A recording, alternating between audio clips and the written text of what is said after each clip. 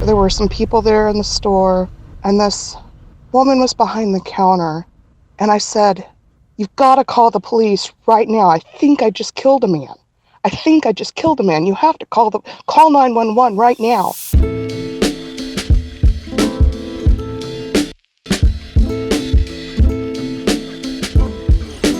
Welcome back to Other People's Lives. I'm Joe Santagato. I'm Greg Dybec.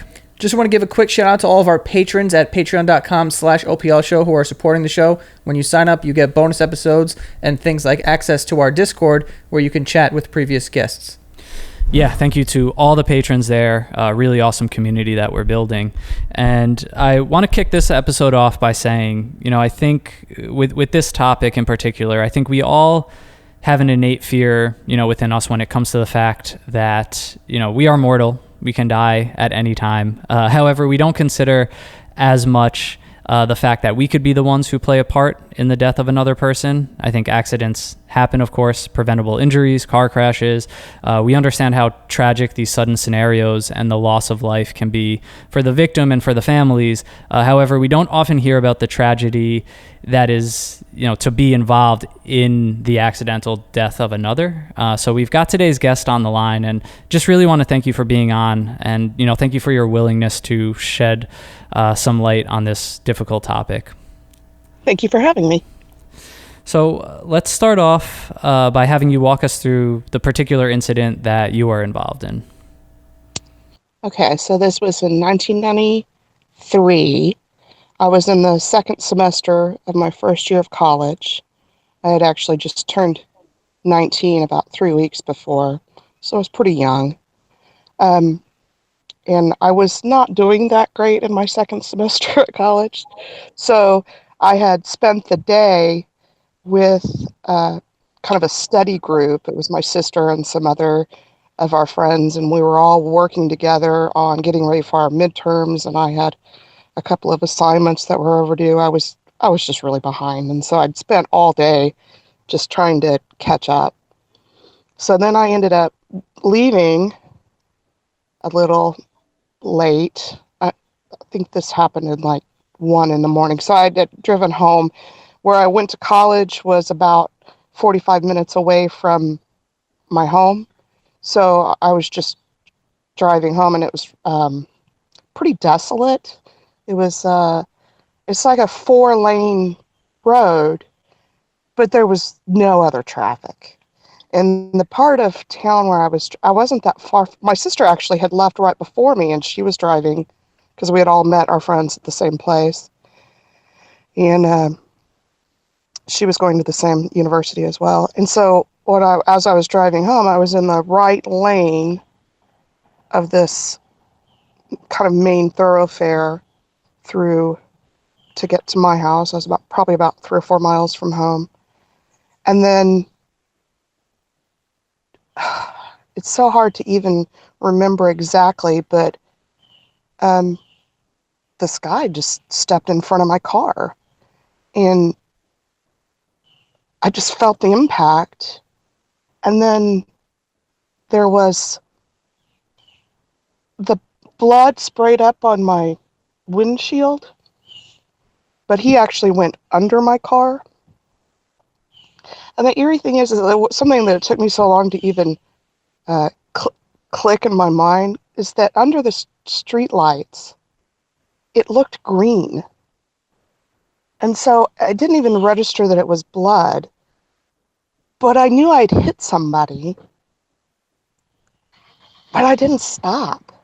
It was like I was just, you have that fight, flight, or freeze. Everything just froze. And then there were these guys on the side of the road, because evidently it was a little like a dive bar that he was at.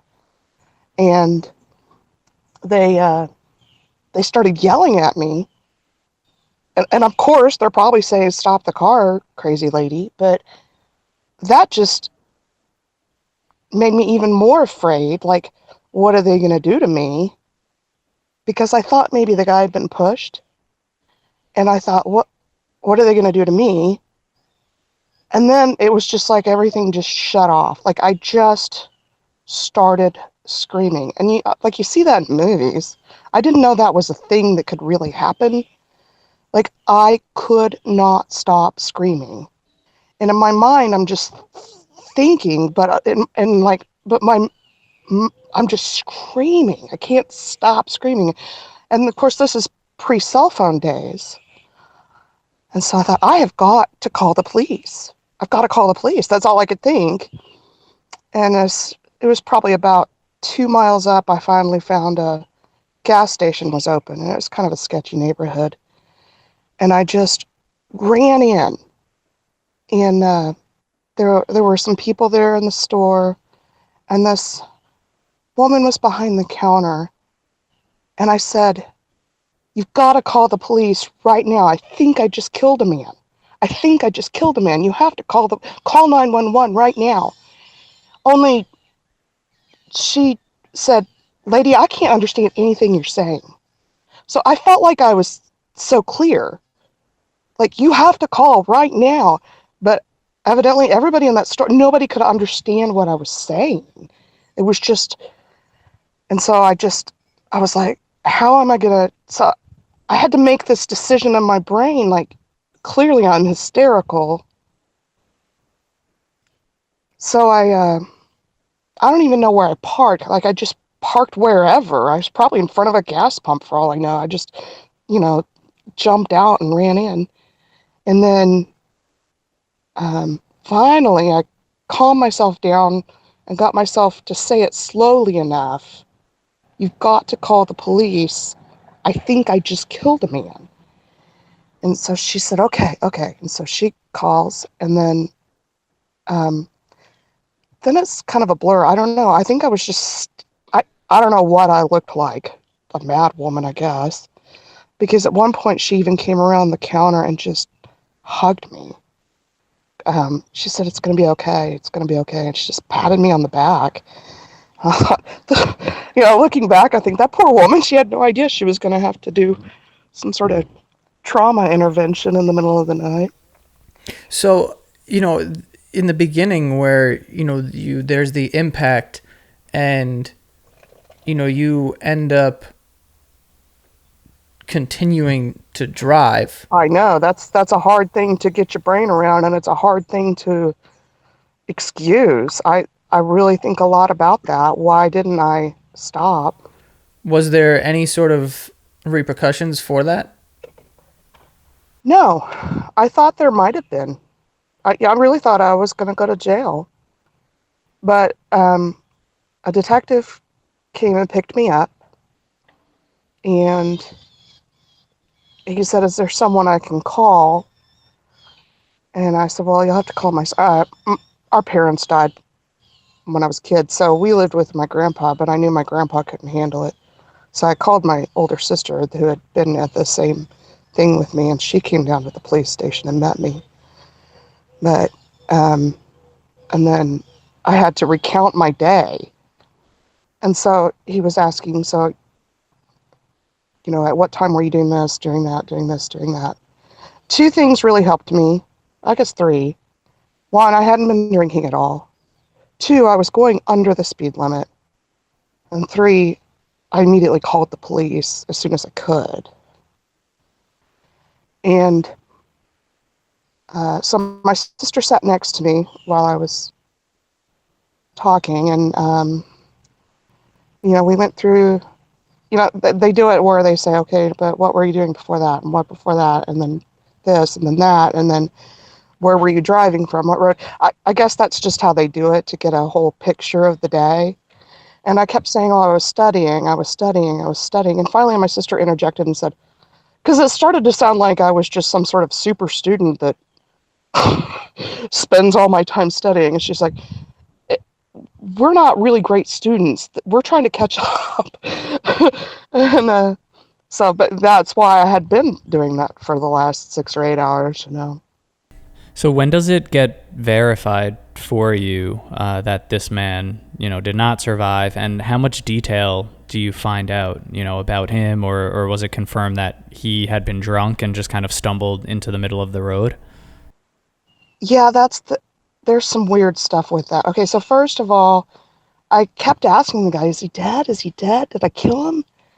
And he was like, we'll talk about it at the station. Blah, blah, blah. And then he got my story. And then I said, but he's dead, right? And he said, yeah, he's dead. And, my sister and I just sat there,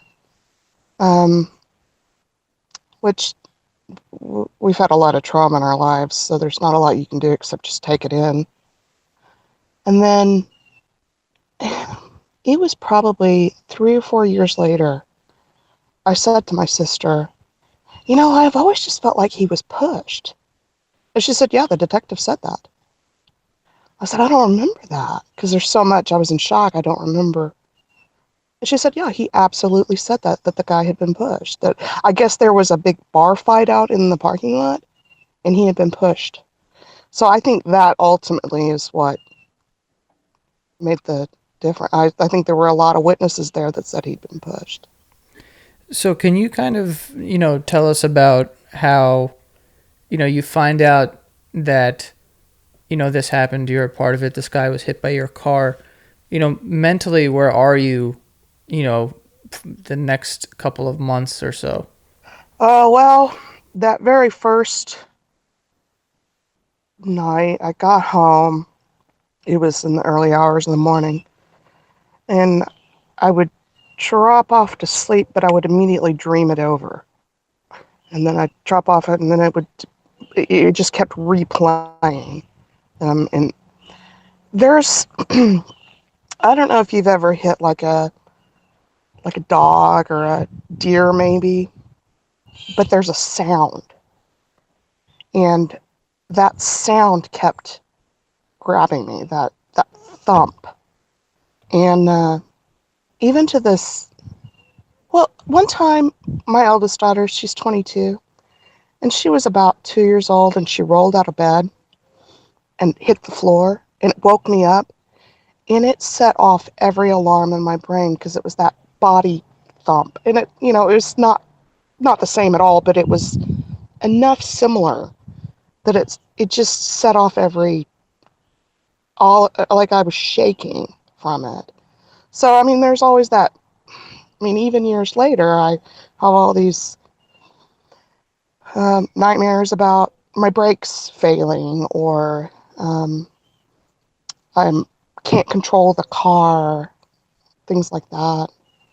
But at the time, I really spun out. I ended up dropping out of school, and then my boyfriend at the time, who's my husband now, he actually had to go pick up my car and wash it for me,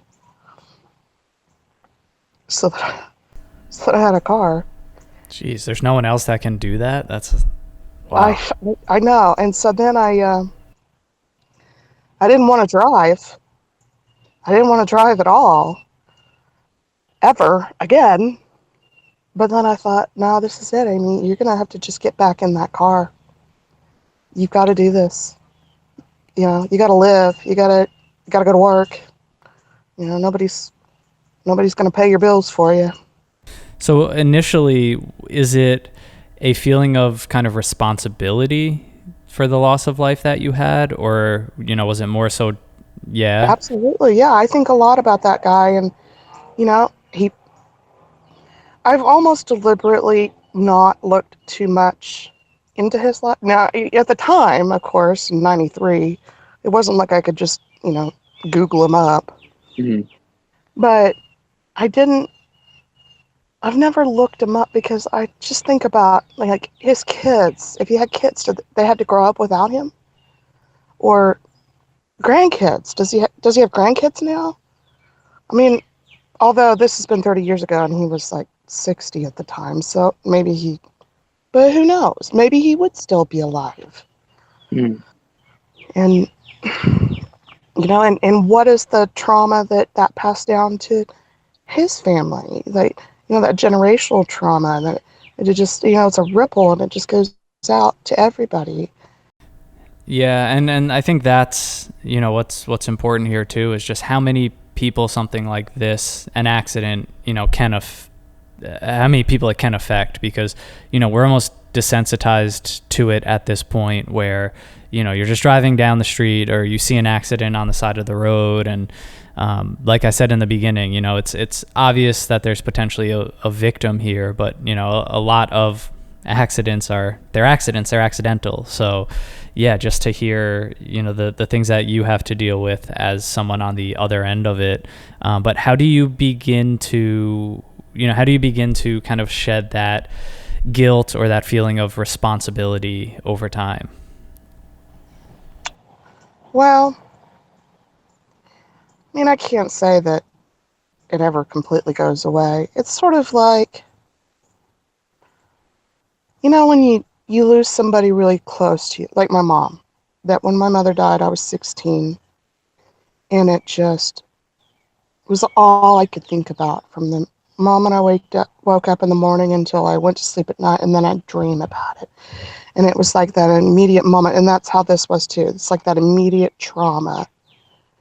And then eventually, it's not that you no longer have those feelings. It's just becomes you incorporate it. And then it's just part of who you are, but it's not all you think about all the time. Did you do any sort of therapy or anything to... I did quite a bit. Yeah, because I dropped out of school, and then I just went through this period of time where I felt so worthless, and that I was too stupid for college. I was, I didn't even deserve whatever good was in my life. And then I ended up moving in with my now husband. We got married when I was 20, and I just started living in a very adult life at that point. I actually finished college when I was 30 because that was how long it took me to kind of put myself back together. So. Yeah, and I will say too, it's interesting to hear. I do personally know someone who this happened to, and you said that before, and it made me wonder. And that's another thing that happens is like anytime I tell somebody this story, and I never ever tell them all those details about the sounds and the blood, because it's easier to tell a stranger a story than it is, because if I tell my sister that, that's just going to cause her pain. Mm-hmm. Or if I tell my kids that, that's just going to cause them pain. And there's no reason for them to have that. But it does happen anytime I happen to say, and it's very rare that I tell anyone, but it's only if it becomes relevant, because I'll hear somebody else that it happened to, and they just don't want to talk about it. Yeah, that's what I found too. It's, I think it's difficult to inquire about these things too, especially to someone that is going through this trauma. And the person that I know I'm fairly close with, but it's never a conversation that we've had, just sort of aware that it happened, aware that they had a very difficult time right after. Luckily have been able to move on in a sense. It seems like, work on that trauma and kind of go through the steps mentally and physically, on the journey of recovery from something like this. But it's difficult to ask someone to, hey, tell me about this. I see that too. I mean, I think about, like, I know a couple of people who have lost children, and that is such a horrific idea. And it's like, do you not talk about that child? Because, I mean, specifically, I know one woman whose son was in my eldest daughter's high school, and he died in his first year of college. And I think, well, what's more painful to her, to never have her son mentioned, or to be talking about, of course you want to have somebody say, oh, I have this nice memory about your son, but what if she's going through a bad day or whatever? Mm-hmm. Yeah, and also I think that it helps to talk about it too, because like we were saying in the beginning of this episode, it's not really a perspective that you think about. When something tragic happens to someone, you think about the victim's family. But it's like there's also someone here who is a victim of some sort of post-traumatic stress. Like, it's a very traumatic situation for someone who didn't do anything wrong and was just, like, in a way in the wrong place at the wrong time. And, you know, that has effects also. So it's, I understand that it's probably not easy to talk about. And, you know, like Greg says, he knows someone who, you know, this has happened to, but they don't really talk about it either. So it's nice to get this perspective and, you know, for people to understand that when there is a tragedy that happens, there is, you know, not just the victim's family, but other people who are affected by that as well. I think about, you know, I hear it on the news all the time. Just, you know, driving around on the radio, you'll hear, you know, somebody was hit on an interstate, or, you know, pedestrians killed, and not just a car wreck, which I'm sure has its own trauma. But this particular idea that, you know, I'm in this machine, I'm the one in control of it, and it's a deadly machine, you know. Yeah. And I think every time I hear that, I think, oh, that poor person that happened to. I think that, you know, oh, that poor family of that person who died. But then I also think, oh, that poor person that just happened to. It was like I had to have a prescription for sleeping pills for the first 2 months just to even get any sleep at all. And then, yeah, I did go to therapy, pretty extensive. I was diagnosed with PTSD. But then I also had another round. I was 24 when I had my first daughter, and I had a terrible postpartum depression and had to go do it all again because everything was triggered, you know, and I can't explain why. I mean, I'm sure that's, you know, that's partially hormonal, but it was also just, you know, thinking about that guy was somebody's baby. Mm-hmm. And I took him away. So. Do you think that? Do you think that you took them away? Or do you think that it's a little more complicated than that? Well, there's always the logical part of my brain that says, there's nothing you could have done. As my psychologist would say, you have to stay away from absolute statements. I always am bad. I'm never this, always that. You know, everything's, you know, any kind of absolute thinking is going to get you in a bad place. So, no, it's not all my fault. But what if I hadn't been driving on that road? What if I'd done my homework before and hadn't had to stay up all night? Yeah. Yeah, I mean, the only thing like that, you know, with that sort of like line of thinking is like it would go all the way back to like, what if you were never born? Which is like, I think a lot of these things aren't really related. I mean, if the guy was pushed like you guys think, then there's nothing really that anyone could have done in that situation. Well, but what if I had been paying more attention and had gotten in the left lane instead of the right? So here's a thing that happens. So anytime I see anybody on the road whatsoever, I'm in a hyper awareness. And if I'm riding, my poor husband, he's been through it, let me tell you. If I see somebody even like 2 blocks up and we're at a stoplight, I'm like, hey, there's a person there. You need to look.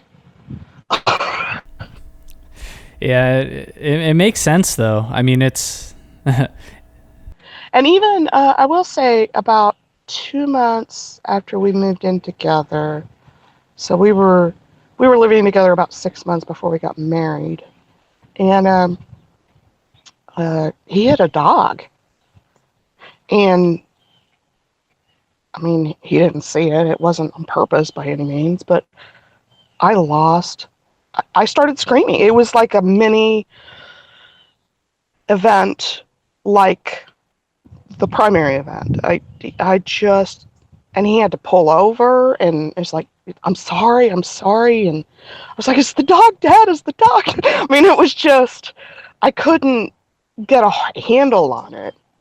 And he's like, no, I'm sorry. It's, I guess he probably wanted to just say at that point, the dog's fine. He ran off, but you know. Right. I mean, having spoken with a lot of Oh, you have to look. You never know. yeah. No, we've spoken to a lot of people, who have experienced similar types of trauma. And I mean, those triggers are very real. It's understandably something that, you can't control. And it could be a sound, it could be a noise, it could be a smell. But it is, to your point of, being kind of hyper aware and careful, we should all be, because it's scary to think, like you said, we put ourselves at risk every time we get in a car. And it's sort of mind blowing how we all just are allowed to operate these machines. And, it's where I live, there is no public transit to speak of. It's very limited. So I live in a very car culture centric, area. And so it's just standard, when your kid turns 16, 15 and a half, they get their permit. 16, they get a license. Right. And what are these kids going to do if that happens? And I have to say, I a little bit scared my kids. My eldest two are 22 and 20, but they were like 16 and 18 when they were first taking a driving class, because I was sending them to driving school. That none of this, we teach you on our own. And I sat them down, and I told them this happened to me. And I didn't give them any of the gory details, but I just said, look, this is something that could happen, so you should be mindful. And I think I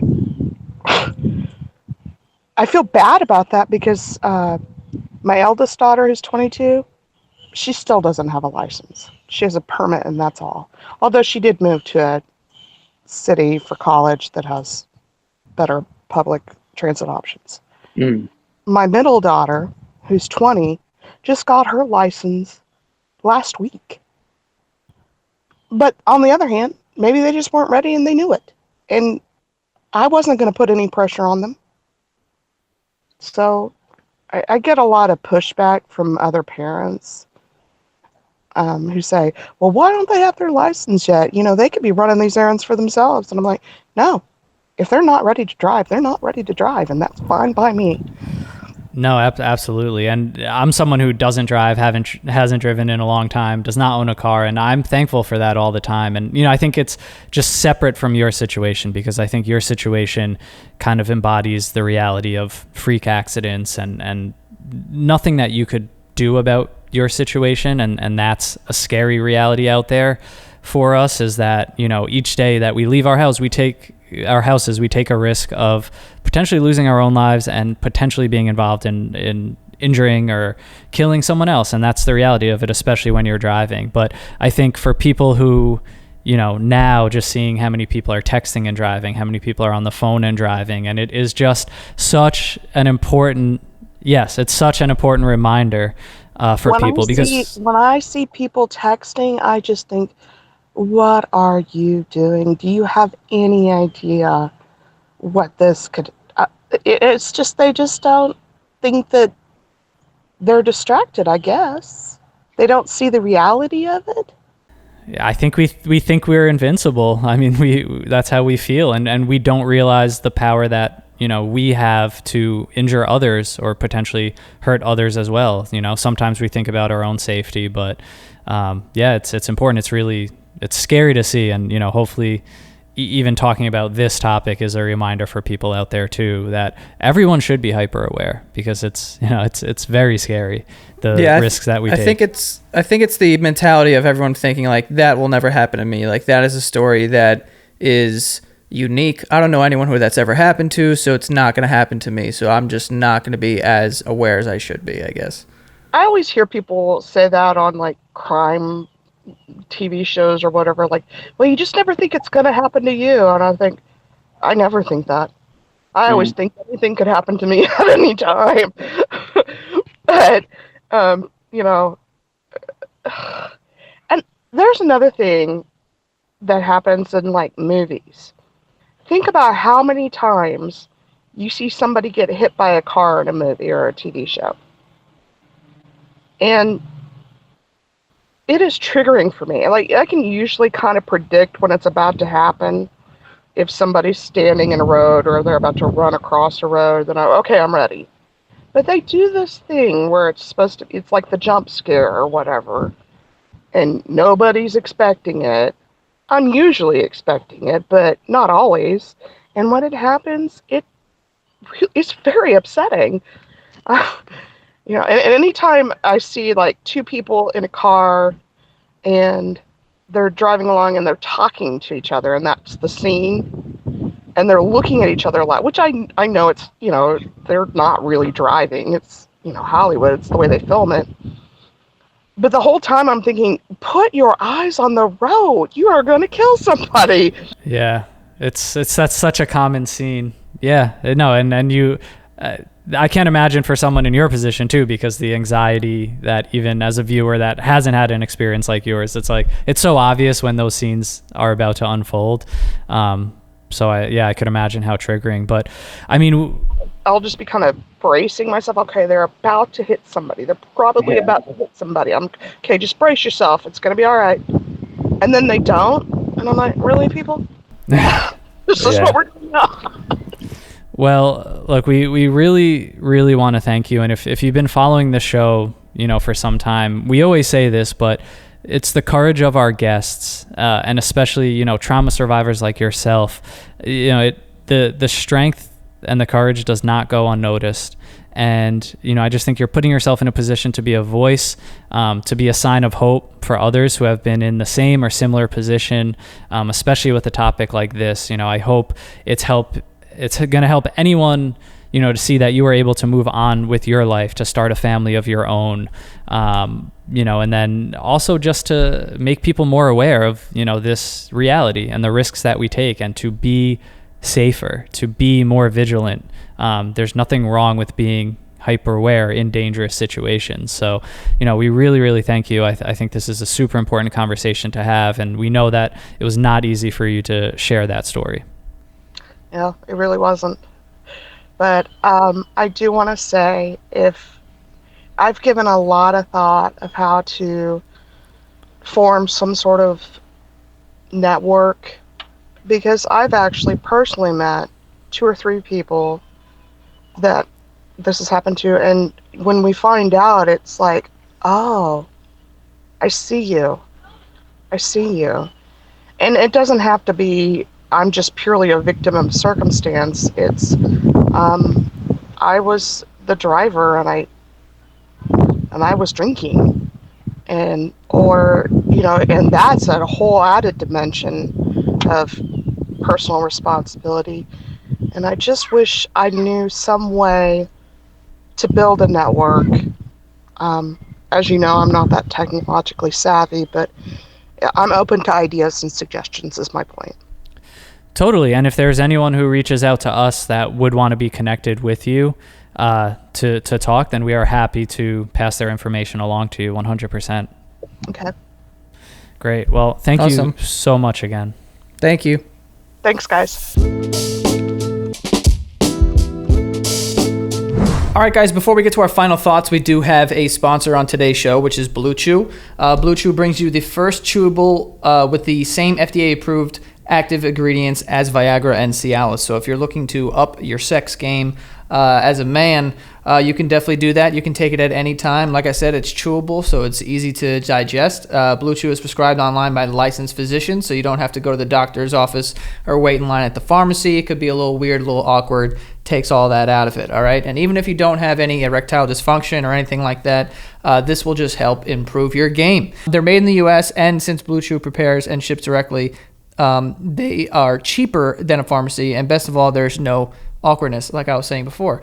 And right now, you can visit bluechew.com and get your first shipment for free with the promo code OPL. Just pay $5 for shipping. So if you want to try it, it's free. Just pay the $5 for shipping, okay? So again, that's Blue Chew, spelled BLUECHEW.com, and use the promo code OPL to try it for free. I don't know why you would pass up on this kind of deal, but there it is. BlueChew.com. Use the promo code OPL to try it for free. Our next sponsor is Stamps.com. I love Stamps.com. I use them every single day for my phone service business called Wing, where we mail out SIM cards to our customers. And with Stamps.com, we get print postage on demand, plus amazing discounts that you can't get at the post office.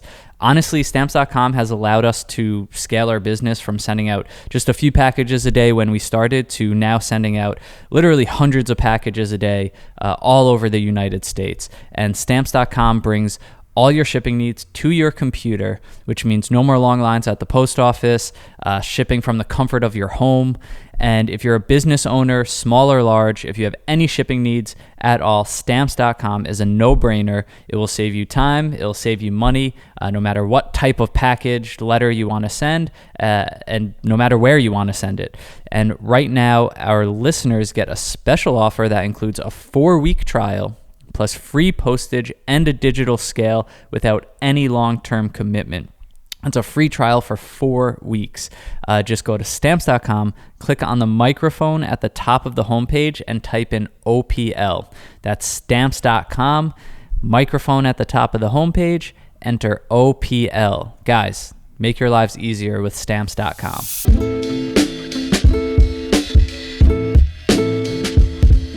Wow, man.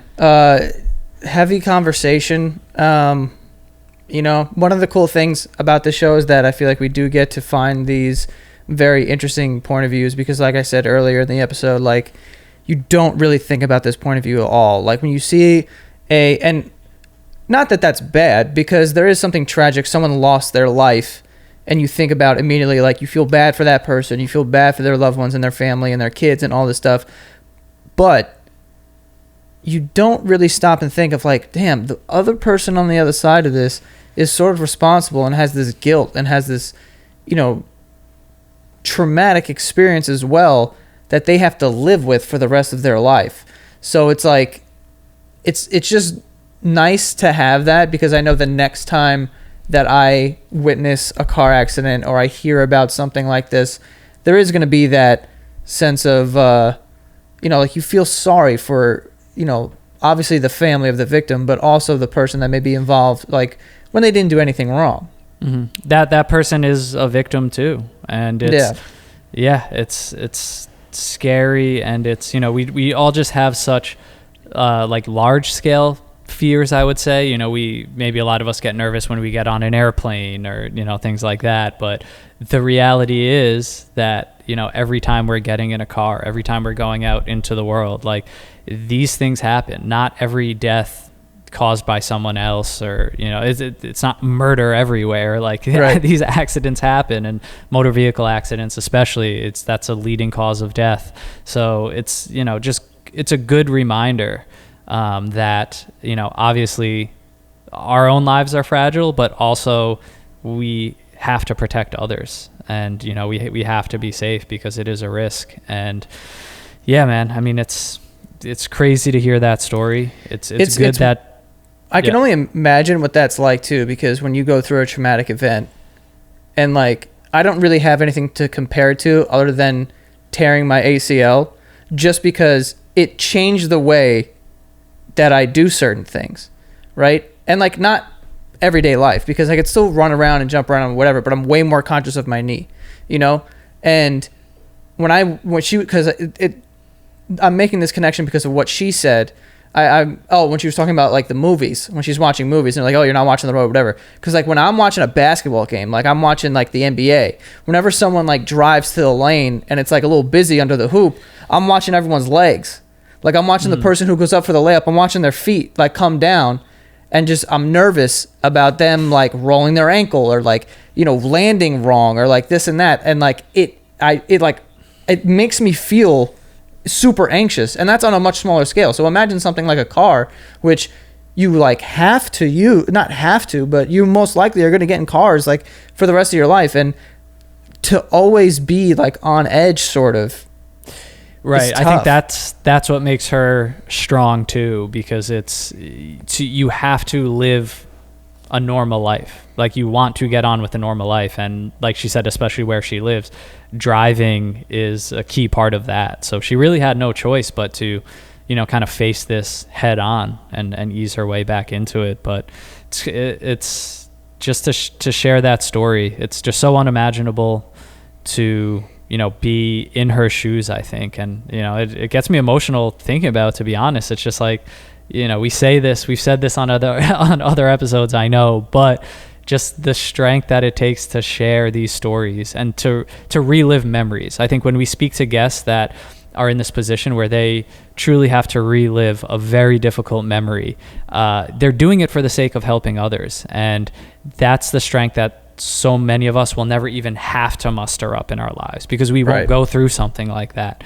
And it's so much, even if we do, it's so much easier to just not talk about it, let alone with strangers with, a platform. So just, forever grateful for conversations like this, I think, and the power that they carry with them. And, it's just nice to know that after episodes like this, people do reach out and they do say that it helped them. So it's just a serious level of strength to relive this, to be able to help others. Yeah, we really appreciate it. And for anyone out there who has a story or anything that they think would be interesting for the show, don't hesitate to reach out. Go to oplshow.com, send us an email. We go through all of them, and if it works, we'll reach out and schedule something with you. Yes, follow us on Instagram at OPL Podcast. Become a patron at patreon.com/OPL Show. That community is growing fast. We've got a ton of bonus episodes there, and it really helps support the show. It helps us keep, doing what we're doing and having conversations like this. So thank you to all the patrons. And, I know this is separate from her story, but do not text and drive. Just please don't do it. And that is all. That is all. See you guys next time.